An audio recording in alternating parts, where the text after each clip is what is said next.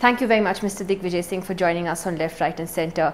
You're always an interviewer's delight because you have a different take on various issues. So I have a lot of questions I want to ask you in this current political scenario. First, I want to ask you on this issue of the CBI's autonomy, because you tweeted this morning that giving autonomy to the CBI is like giving autonomy to an inspector. Are you saying that it would be dangerous to give full autonomy to an institution like that? Well, if you see the functioning of the CBI, normally in most of the cases, the investigating officer is either an inspector or a DYSP. And usually in this age of transparency, none of the senior officers usually intervene in matters of investigation of CBI. So after all, autonomy for what? For giving them a free run for investigations and with least interference. Now this they already have. So therefore I think what do you really mean by giving autonomy? But they don't really have it because there is obviously political interference. No. Tell me one example where there is a political interference. What we've just seen happening in the case of the Coal What is report. the interference? It would have been interference if the law minister had said, okay, this is Nidhi Razdan, implicate Nidhi Razdan and exclude Digvijay Singh's name. That is intervention.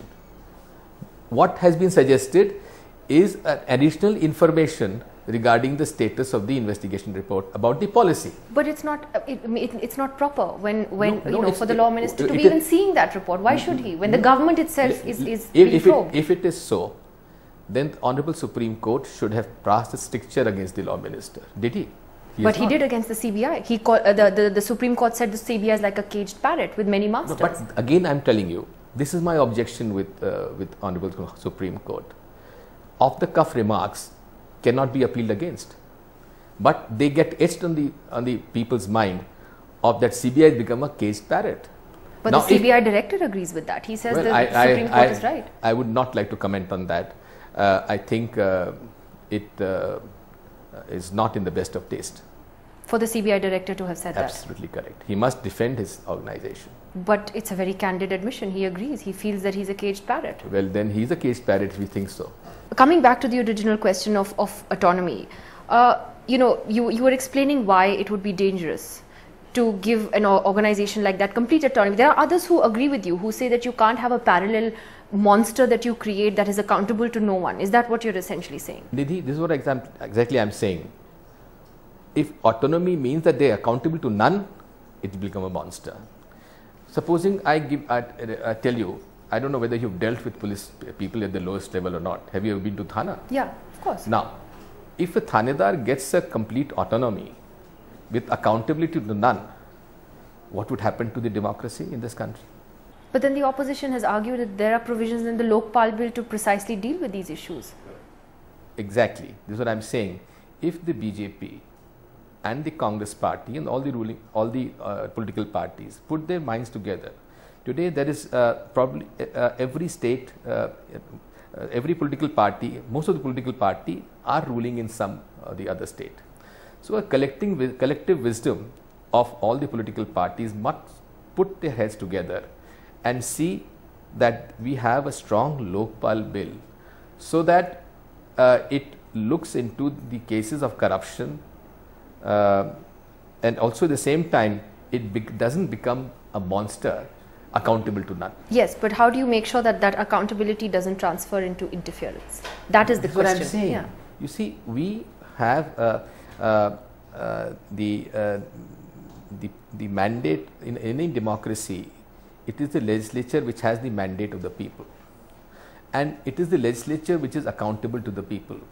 So all members of parliament, all political parties must put their heads together to ensure that it becomes all kinds of, I would say, efforts should be made to ensure that there is least interference in investigation of such cases. Now, you again mentioned, your objection to what the Supreme Court, as you called it, off-the-cuff remarks and their observations on the CBI.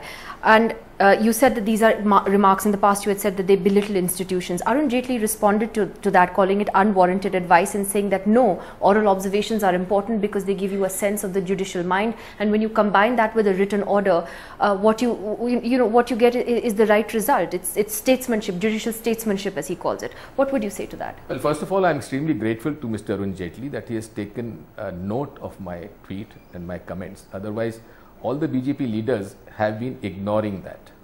So therefore, I am extremely grateful to Mr. Arun Jaitley who have taken cognizance or has been provoked by my tweet. I am sending a very polite rejoinder today, which I would be releasing by this evening. Wait, can you share that with us?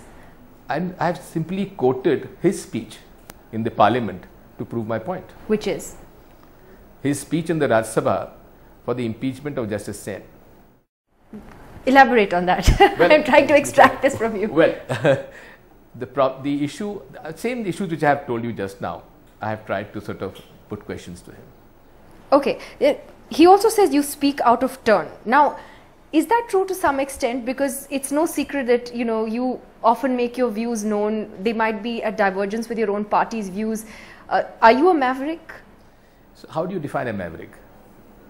You completely live by your own rules. You don't go by what your party tells you. I am totally under the discipline of the Congress party.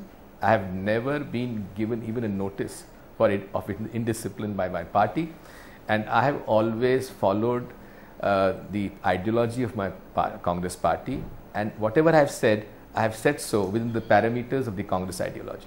One of the things you said recently, which few Congress leaders would dare to say, is that you believe that dual power center hasn't really worked for your party and for the government. Can you elaborate on that? I mean, can you give us examples on how you think that dual power center hasn't worked? Because you stood by those comments, you didn't retract from them. See, first of all, this is the perception created by media that they are dual power centers. Perception created by the opposition. Frankly, the Congress president has never interfered in the functioning of the government, not once. Yes, she has suggested policies. She has suggested Right to Information Act. She has suggested Mahatma Gandhi National Rural Employment Guarantee Program. These are the policy matters which she has suggested. This is as per our election manifesto and our common man program. But she has never interfered in the functioning of the government. So this perception is wrong. So but you said that there are dual this perception. Yes. The perception. Probably you have not seen my full interview which I gave to NewsX, and most of the people who have commented on that have not seen my full interview. What was the full context? The full context was that any government, it works on perceptions, and because of the media hype, because of the opposition's allegations, there is a general perception amongst the bureaucracy and the all forms of government that there are dual power centers. There has to be one power center, and here the power center is Dr. Manmohan Singh, not in governance, for governance and political matters. It is of course Mrs. Sonia Gandhi. But you said that dual power center doesn't work. What I have said, I have just reiterated that.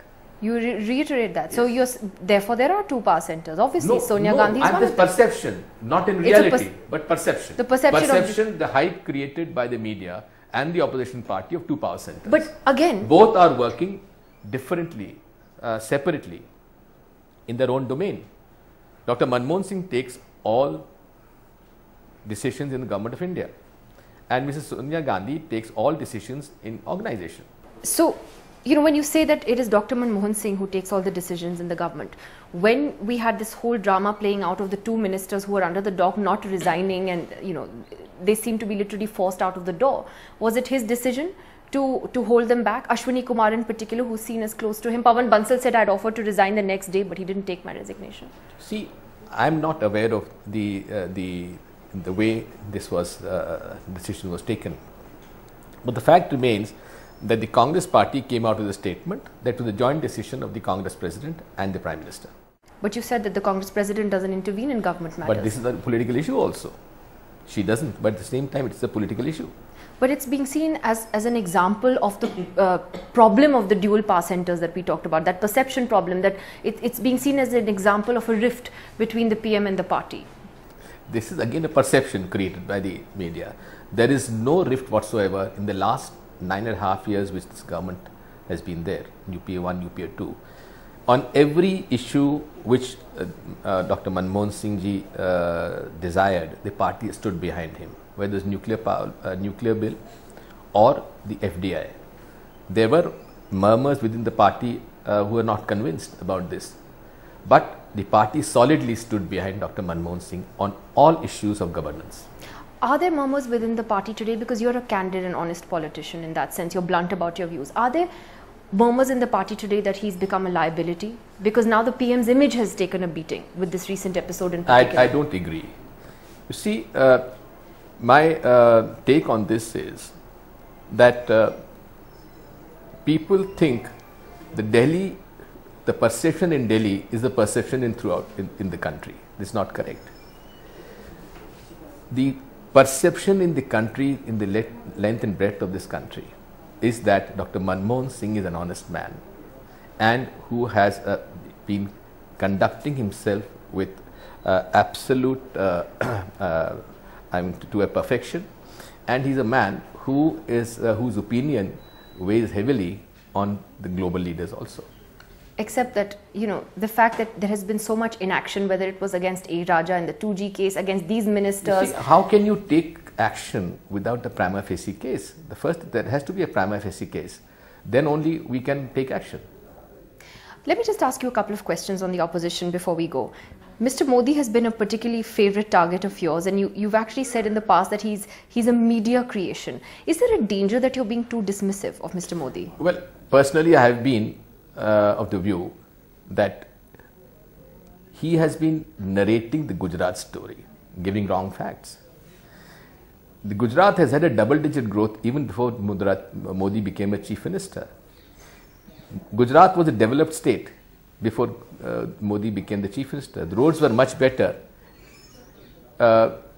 in Gujarat even before Modi became the chief minister. So it's wrong to assume and give full credit to Mr. Modi for the development in Gujarat. One last question. You once were quoted as saying that Sushma Swaraj was like Vajpayee and was fit to be Prime Minister. Do you really believe that? Well, why not? She's not like the other Sanghi leaders with blinkers on her eyes and blinkers on her mind, like all Sangh Pracharaks. She comes from a different background.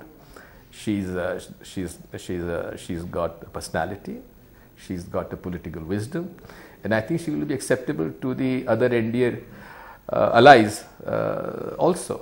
She said earlier you were trying to create trouble, and that's why you said that. Are you? I'm sorry for that if she feels like that. I'm being honest about it. All right, Mr. Digvijay Singh, thank you very much for your time. Thank you, Maniri. God bless you.